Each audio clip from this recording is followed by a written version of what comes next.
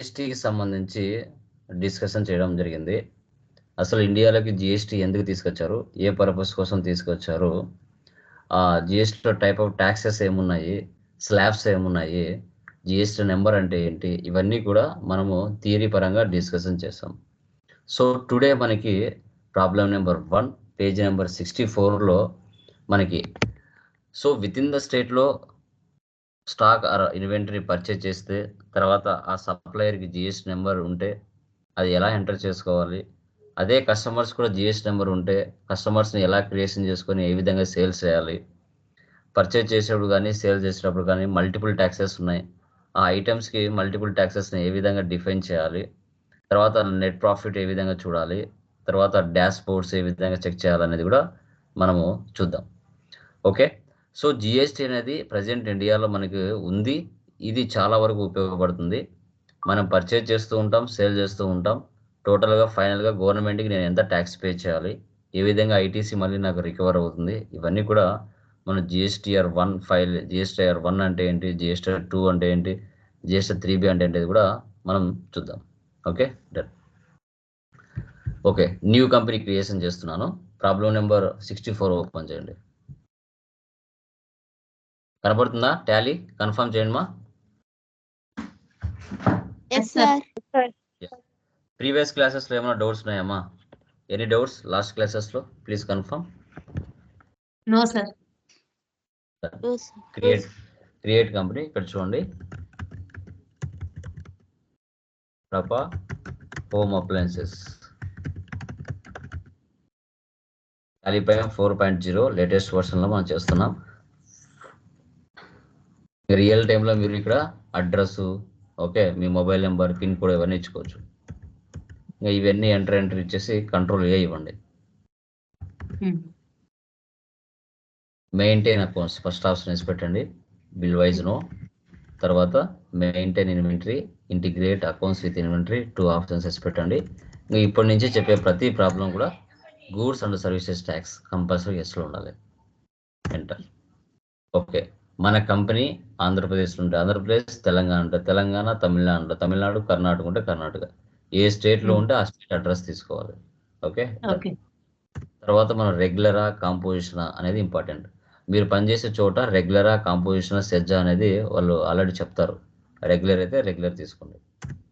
తర్వాత నీ company GST number ఇక్కడ ఇవ్వండి. అక్కడ ఏముంది, కడప హోమ్ అప్లయన్సెస్ సైడ్లో 37 5 years 1 2 3 4 A1 Z. సో మీరు మంత్లీ రిటర్న్స్ అప్లోడ్ చేస్తారా, క్వార్టర్లీనా, అది మీరు వర్క్ చేసే ప్లేస్లో తెలిసిపోతుంది. సో ఇక్కడ రిజిస్ట్రేషన్ స్టేటస్ యాక్టివ్ అని చూపిస్తుంది. ఎంటర్.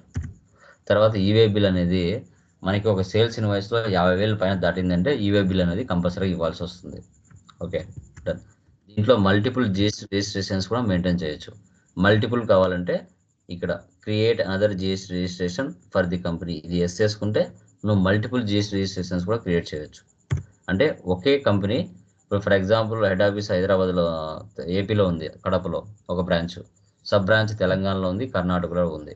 వాళ్ళకి సంబంధించిన జిఎస్టీ నెంబర్స్ కూడా ఇక్కడనే క్రియేట్ చేయొచ్చు. వాటికి సంబంధించిన అకౌంట్స్ కూడా ఇక్కడే మెయింటైన్ చేయొచ్చు. ఆ ఫెసిలిటీస్ మనకి ఇచ్చారు ఇండివిజువల్గా. మల్టిపుల్ జిఎస్టీ రిజిస్ట్రేషన్స్ కావాలంటే ఇప్పుడు క్రియేట్ చేస్తాం చూడండి. ఎస్ ఇచ్చాను, ఆడికి ఒకటి క్రియేట్ అయిపోయింది, ఒక బ్రాంచ్. ఇప్పుడు మళ్ళీ తెలంగాణ బ్రాంచ్ అనుకోండి, తెలంగాణ వచ్చేసి 36తో స్టార్ట్ అవుతుంది.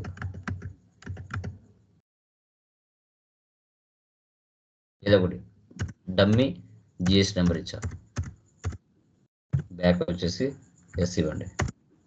మళ్ళీ కర్ణాటక, ఇలా మల్టిపుల్ జిఎస్టీ నెంబర్స్ క్రియేషన్ చేయొచ్చు. ఒక చిన్న డౌట్ సార్. హలో చెప్పండి.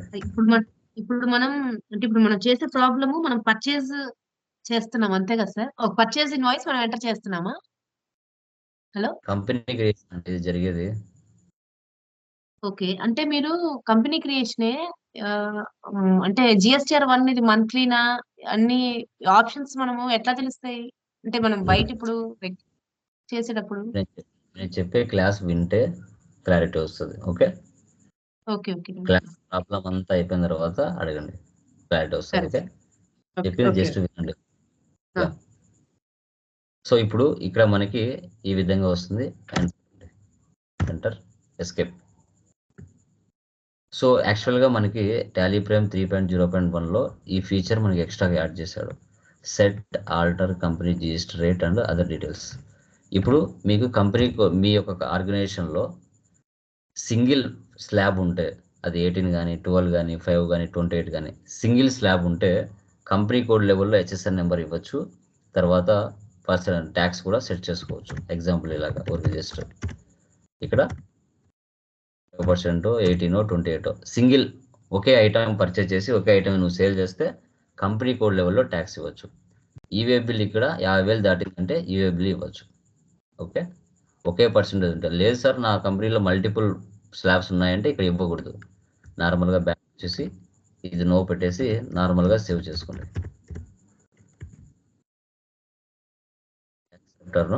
సేవ్.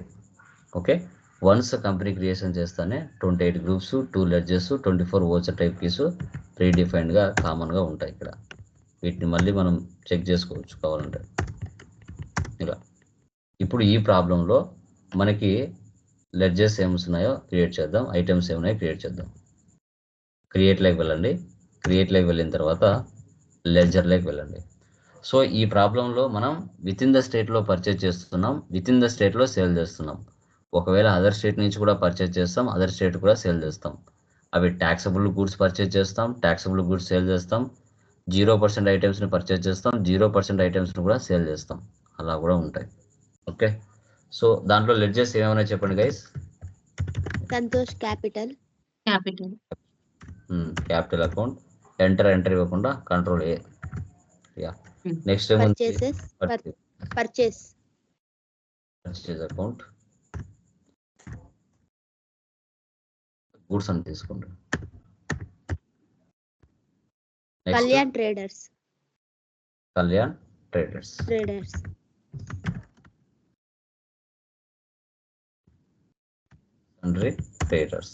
రియల్ టైంలో అతని ఏముంది ఇక్కడ, కళ్యాణ్ ట్రేడర్స్ కడప అని క్రెడిట్. రియల్ టైంలో వాళ్ళ డోర్ నెంబర్ ఇవన్నీ ఇచ్చుకోవాలి. జస్ట్ డూప్లికేట్ చేస్తున్నా.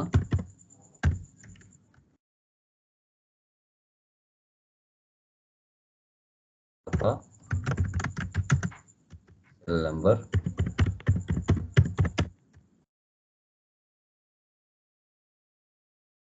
పిన్ కోడ్ ఇవన్నీ ఇచ్చుకుంటారండి రియల్ టైంలో. స్టేట్ ఆంధ్రప్రదేశ్, తెలంగాణ అని ఎలా తెలుస్తుంది సార్ అంటే, అక్కడ జిఎస్టీ నెంబర్ ఉంది చూడండి. 37 అంటే ఆంధ్రప్రదేశ్, అదే 36 ఉంటే తెలంగాణ. దాన్ని బట్టి మీరు ఐడెంటిఫై చేయొచ్చు. ఇక్కడ రెగ్యులరా, కాంపోజిషన్, అన్రిజిస్టర్డా అనేది ఇక్కడ ఉంటుంది. మీరు పర్చేజ్ చేసేటప్పుడే అతను రెగ్యులరా, అన్రిజిస్టర్డ్ అనేది కూడా ముందే మనకు చెప్తారు వాళ్ళు. ఓకేనా, రెగ్యులర్. ఇక్కడ ఆ సప్లయర్ జిఎస్టీ నెంబర్ ఇవ్వాలి. 37 5 years 1 2 3 4 A1 Z8. accept or no, save. Next ఏముంది, sales accounts. Next Ganesh merchants.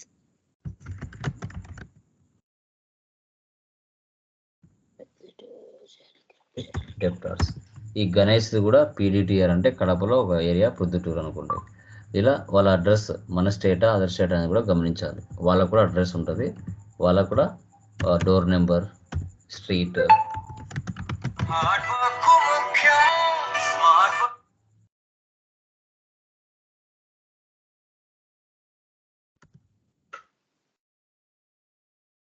తర్వాత కడప, సెల్ నెంబర్,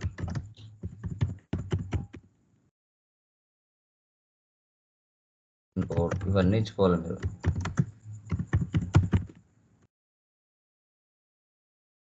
వాళ్ళ యొక్క జిఎస్టీ నెంబర్ ఇవ్వాలి. 37 5 years 9634 A1 Z7. ఇంకా ఏమున్నాయి చెప్పండి. Salaries. I think so. Kalyan trade. Salaries, sir. Ganesh. ఇది సర్వీసే తీసుకోండి. Next incentives, direct expense, next Commission. received,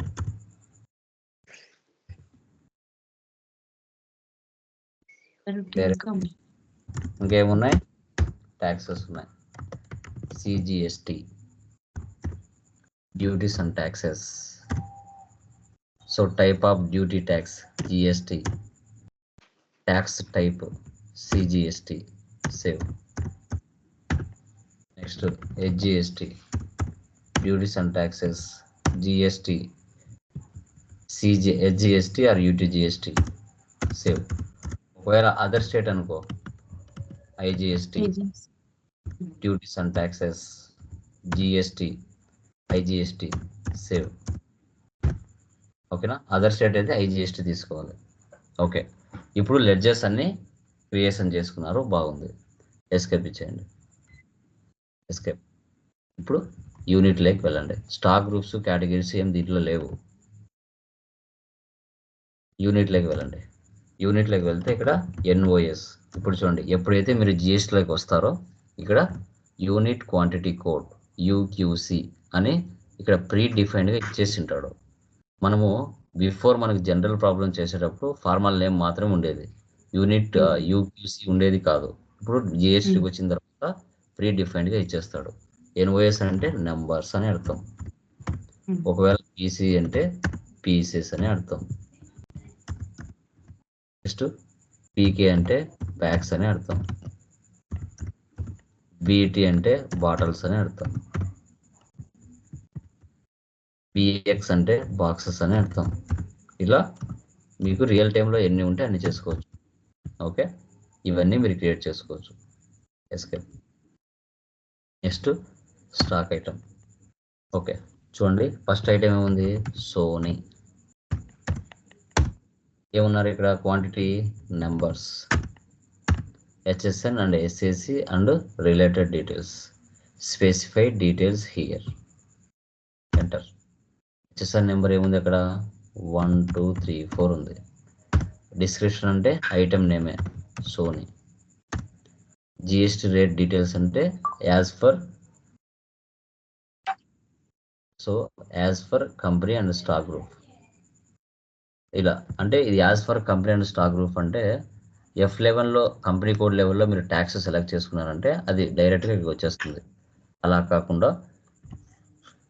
specified details here అంటే మనకు ఆన్ ద స్పాట్ మనకి ఏదైతే కరెంట్ ఏదైతే ఉందో అది తీసుకుంటాం. ఈ స్పెసిఫై స్లాబ్ బేస్డ్ రేట్స్ ఇవేం వర్క్ అవ్వవు, నో నీడ్, యూజ్ చేయలేరు. యూజ్ జిఎస్టీ కూడా ఇదేం యూజ్ చేయరు, అనవసరం. Specified details here. ఇది ట్యాక్సబుల్లా, నాన్ జిఎస్టీనా, నిల్ రేటెడా, ఎగ్జామ్టా అని అడుగుతుంది. సో ట్యాక్సబుల్ అంటే అది 5%, 12, ఓకే, 18, 28 అని తీసుకుంటాం. ఎగ్జామ్ట్ అంటే 0% ఐటమ్స్, వీటికి ట్యాక్స్ ఉండదు. రిలేటెడ్, నిల్ రేటెడ్, ఎగ్జామ్ట్ రెండు ఒకటే. ఇంకా నాన్ జిఎస్టీ అంటే మనకి లైక్ డీజిల్, పెట్రోల్, వాటి మీద ప్రజెంట్ వాటి మీద ట్యాక్స్ లేదు, ఫర్దర్ ఫ్యూచర్లో వస్తుంది. మనం ట్యాక్సబుల్ తీసుకున్నాం. ఎంత ఉంది ఫస్ట్ ఐటమ్ మనకి, 18% ఉంది. So not applicable, cess. Accept or no, save. Next LG water heater.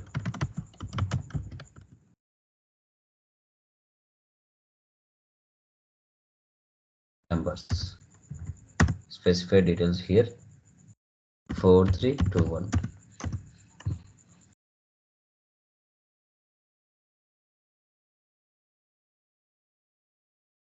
ఎంత, 5%. 5%.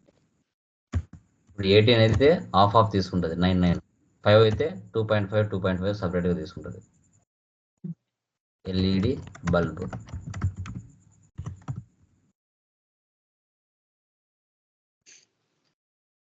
5879.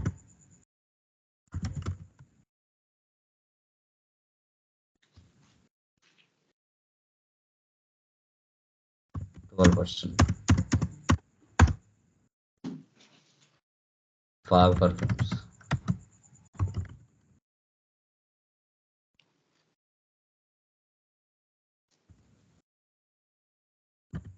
Five, 7, 8, 9.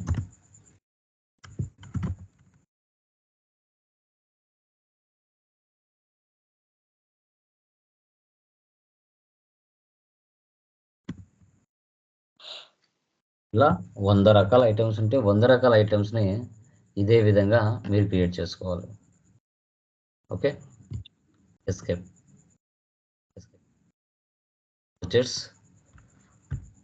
ఫస్ట్ రిసిప్ట్ చూడండి, మల్టిపుల్ జిఎస్టీ రిజిస్ట్రేషన్స్ మీరు క్రియేట్ చేశారంటే ఇలా రిసిప్ట్లో జిఎస్టీ రిజిస్ట్రేషన్ చూపిస్తుంది, జర్నల్లో చూపిస్తుంది, పేమెంట్లో చూపిస్తుంది, కాంట్రా అన్నిట్లో చూపిస్తుంది.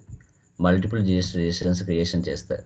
ఓకే, క్యాపిటల్ ఎంత పెట్టారు? 2 lakhs.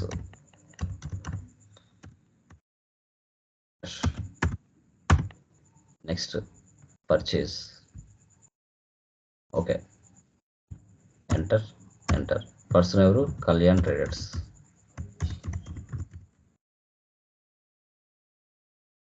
Item Sony, quantity 20, rate 10,000. So taxable value 2 lakhs. Next LG water,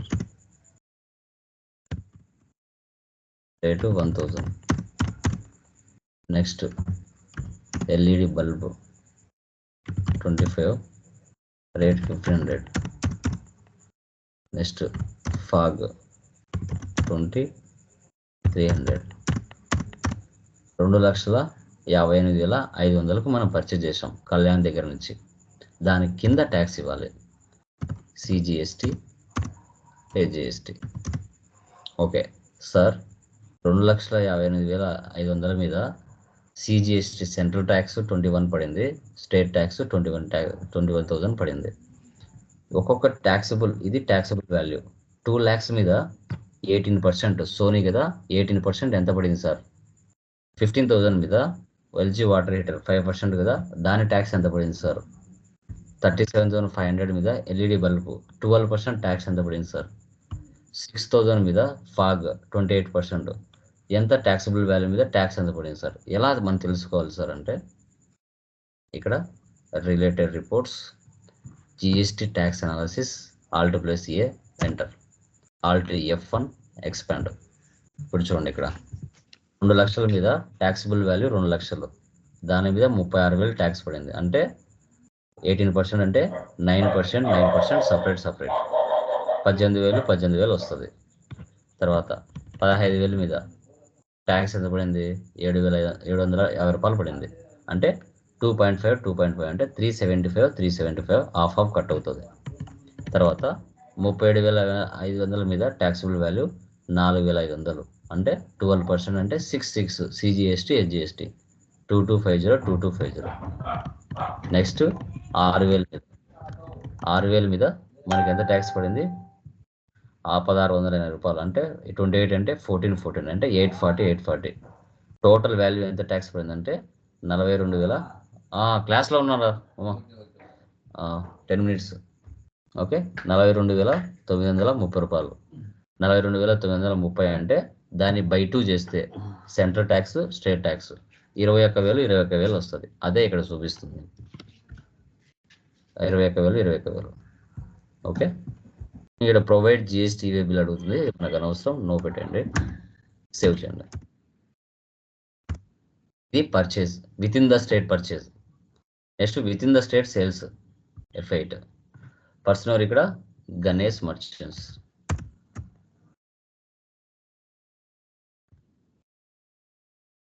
చూడండి, పైన పర్చేజ్ చేశారు, క్వాంటిటీ జనరేట్ అయింది. ఇప్పుడు వాటి మీదనే ప్రాఫిట్ యాడ్ చేసుకొని మార్కెట్లో సేల్ చేస్తున్నారు. సో ఇక్కడ సోనీ యాక్చువల్గా మన దగ్గర స్టాక్ 20 ఉన్నాయి, 20 ఉంటే 10 సేల్ చేస్తున్నాం. రేట్ ఎంత? 15,000, అంటే 5,000 ప్రాఫిట్తో మనం మార్కెట్లో సేల్ చేస్తున్నాం. తర్వాత LG water heater 8, rate 1,500. Next LED bulb, so 10, rate వచ్చేసి 2,000. Next fog, so 12, 500. టోటల్గా 1,88,000కి మనం సేల్ చేసాం. వాటి కింద ట్యాక్స్ ఎంత పడిందో చూద్దాం. సిజిఎస్టీ, జిఎస్టీ 15,000 అంటే దగ్గర రెండు కలిపితే 31,000 దాకా పడింది ట్యాక్స్. దాన్ని ఆఫ్ చేస్తే ఆఫ్ అయింది. ఓకే, ఇక్కడ 50,000 పైన దాటిందంటే ఈవే బిల్ అడుగుతుంది. ఇక్కడ యాక్చువల్గా ఈవే బిల్కు సపరేట్ పోర్టల్ ఉంటుంది, అక్కడ వెళ్ళి తీస్తారు. ప్రజెంట్ ఇక్కడ ఇచ్చారు కానీ ఆప్షన్స్ దీంట్లో ఎక్కువ జనరేట్ చేయరు. పెట్టండి. సేల్ అప్పుగా పర్చేజ్ చేసాం, అప్పుగా సేల్ చేసాం. Okay, done. ఇప్పుడు పేమెంట్ కళ్యాణ్ ట్రేడర్స్. సో ఇప్పుడు పేమెంట్లోకి వెళ్ళాలి. మనము పర్చేజ్ చేసాం కళ్యాణ్ నుంచి. ఇప్పుడు అమౌంట్ పే చేయాలి కదా కళ్యాణ్కి. యాక్చువల్గా కరెంట్ బ్యాలెన్స్ 3 లక్షలు ఇవ్వాలి, కానీ ఎంత ఇస్తున్నాం మనం? 1,00,000 ఇస్తున్నాం. ఇంకా 2 లక్షలు కరెంట్ బ్యాలెన్స్ ఉంది. క్యాష్ యాక్సెప్టర్ను సేవ్. నెక్స్ట్ సేల్స్ అంటే రిసిప్ట్ కదా. మీరు గణేష్కి సేల్ చేశారు అప్పుగా. ఓకే, సో మనము యాక్చువల్గా ఎంతకు సేల్ చేసాం గణేష్కి? 2,19,000. కానీ ఎంత ఇస్తున్నాడు గణేష్? 1,10,000 ఇస్తున్నాడు. ఇంకా 1,09,000 పెండింగ్ ఉంది క్యాష్. నెక్స్ట్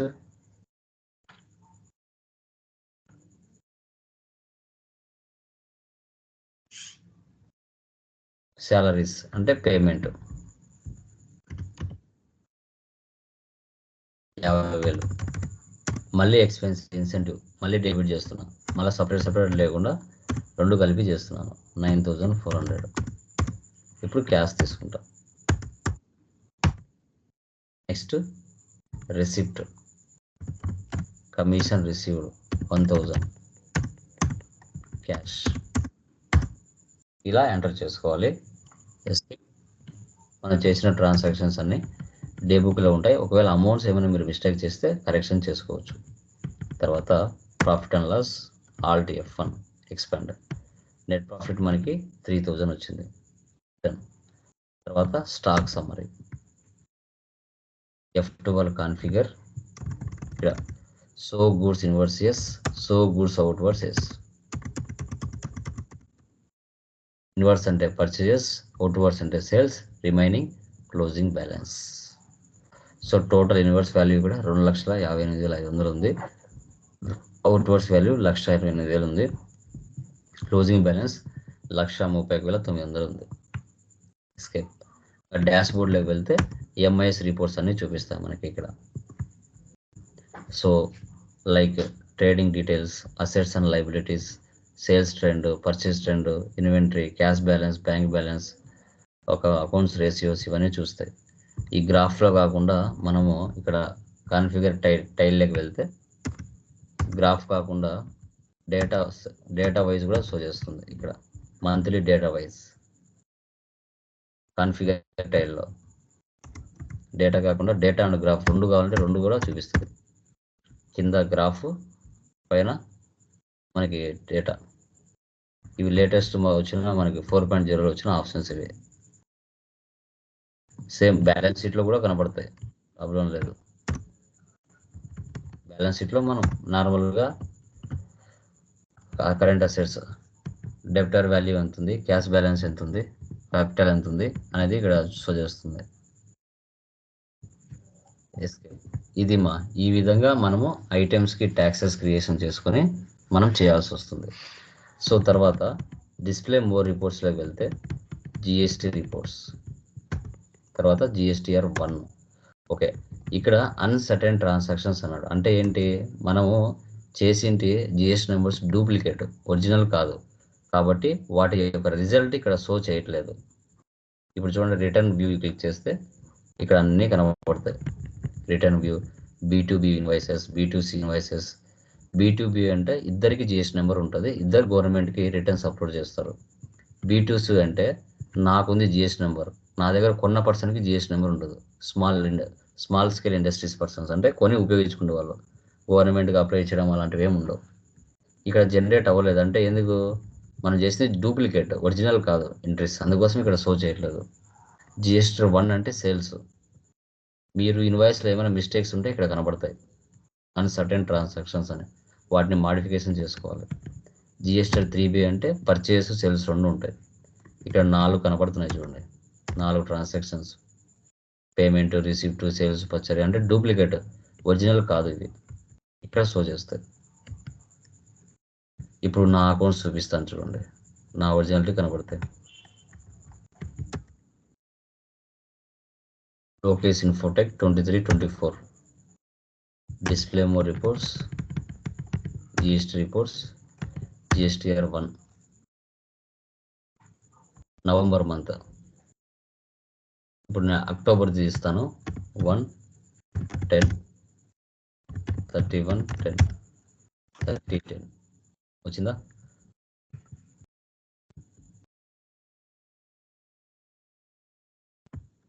ఇవి నా ఒరిజినల్ అకౌంట్స్. ఇక్కడ చూడండి, అన్సర్టెన్ ట్రాన్సాక్షన్స్ లేవు అంటే ఒరిజినల్ ఇన్వాయిస్, ఇవన్నీ ఒరిజినల్ అమౌంట్. సో ఎంత సేల్ చేశాను? 24,265 రూపాయలు నేను సేల్ చేశాను. ఓకే, ఐజిఎస్టీ ట్యాక్స్ ఎంత పడింది? 2205, సిజిఎస్టీ 353. ఓకే, ఈ ట్యాక్సెస్ 3 కలిపితే 2,912 రూపాయలు నేను ట్యాక్స్ కట్టాలి. ఎంతకు?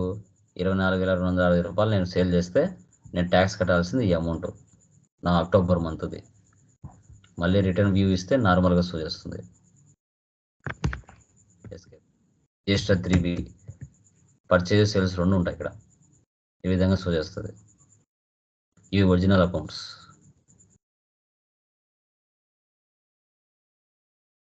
Okay, Kadapa home appliances click చేశాను. సెకండ్ ప్రాబ్లం చూడండి, సెకండ్ ప్రాబ్లం కూడా సేమ్ ఇలాగే చేయండి. ఇక్కడ ఏంటంటే పర్చేజ్ ఎవరి దగ్గర నుంచి పర్చేజ్ చేసినాం? హైదరాబాద్ నుంచి పర్చేజ్ చేసినాం, అదర్ స్టేట్ నుంచి పర్చేజ్ చేసాం. పర్చేజ్లోకి వెళ్తున్నా, ఆన్ ద స్పాట్ క్రియేట్ చేస్తాను చూడండి. Alt+C, ledger on the spot. Person ఎవరు? MVR software.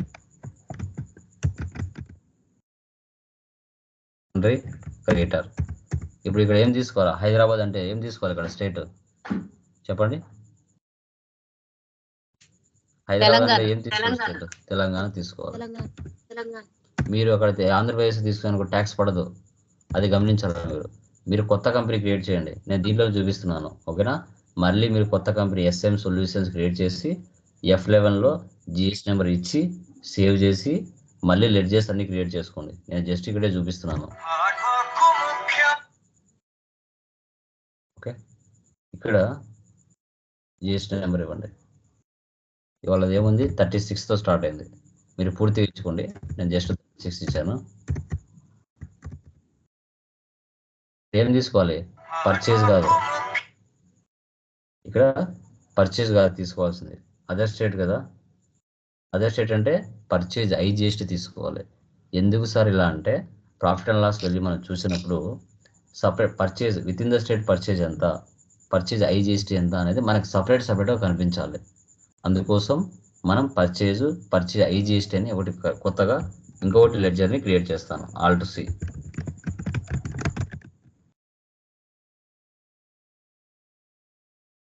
అకౌంట్స్ ఐటమ్ ఏముంది? Single user Alt+C. డైరెక్ట్గా Alt+C అంటే డైరెక్ట్గా లెడ్జర్ అయినా ఐటమ్ అయినా క్రియేట్ చేయొచ్చు, డైరెక్ట్గా ఆ ప్లేస్లోకి వెళ్తుంది. Single user numbers, HSR number ఏముంది? 521517. పర్సెంటేజ్ ఎంత? 18. క్వాంటిటీ ఎన్ని? 15. రేట్ ఎంత? 20,000. మళ్ళీ Alt+C, multi user.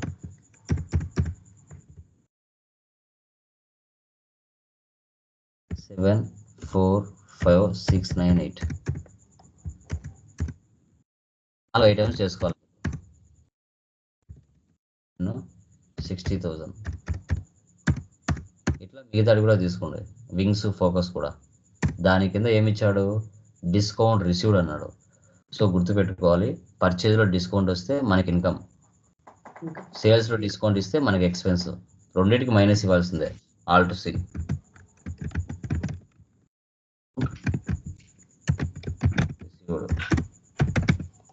Indirect income minus percentage ఇస్తే ఇక్కడ ఇవ్వండి, అమౌంట్ ఇస్తే లాస్ట్లో ఇవ్వండి. 9 లక్షల్లో మైనస్ 10,000 పోతుంది, అంటే కింద ఎంత అయింది? 8,90,000 ఉంది. దాని తర్వాత ఐజీఎస్టీ ట్యాక్స్ ఇవ్వాలి, మళ్ళీ అమౌంట్ యాడ్ అవుతుంది. ఇలా మీరు 4 ఐటమ్స్ ఇచ్చుకోండి, నేను 2 ఇచ్చిన. 4 ఐటమ్స్ ఇచ్చి డిస్కౌంట్ రిసీవ్ కూడా ఐజీఎస్టీ ఇవ్వండి. Next sales to Nagendra with in the state local 37 అంటే సిజిఎస్టీ ఐజీఎస్టీ ట్యాక్స్ వస్తుంది. మరి రిమైనింగ్ ఏమైనా డౌట్ ఉన్నాయో చూడండి. సేల్స్ టు క్యాష్ అంటే డైరెక్ట్గా క్యాష్కే సేల్ చేస్తారు, పార్టీ నేమ్ దగ్గర పార్టీ నేమే ఉండదు, క్యాష్కే సేల్ చేస్తారు.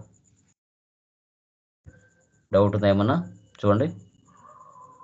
సెకండ్ ప్రాబ్లంలో ఏమైనా డౌట్స్ ఉన్నాయా? Second problem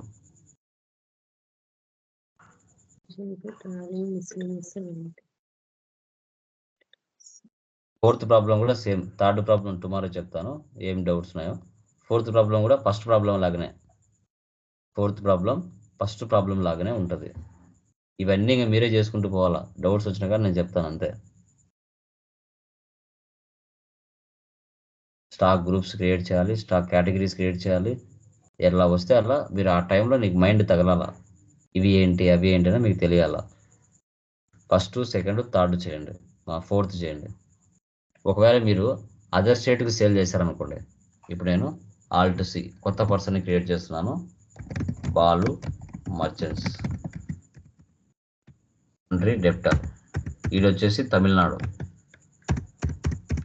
33.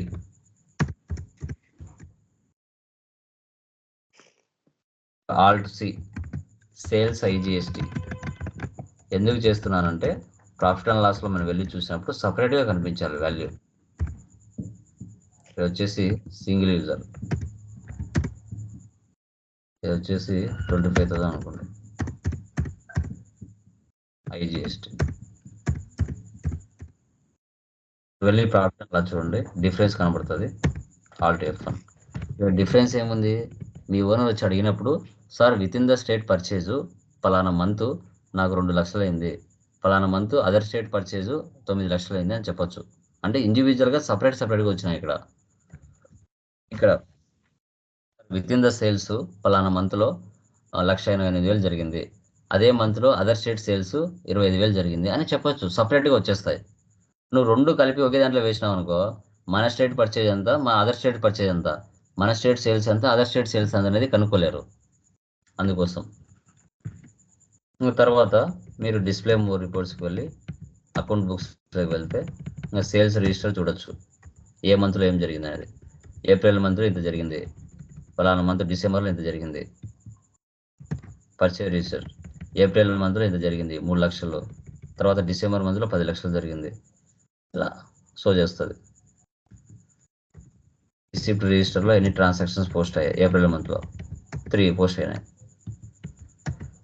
పేమెంట్ ఏప్రిల్ మంత్లో 2 అయినాయి.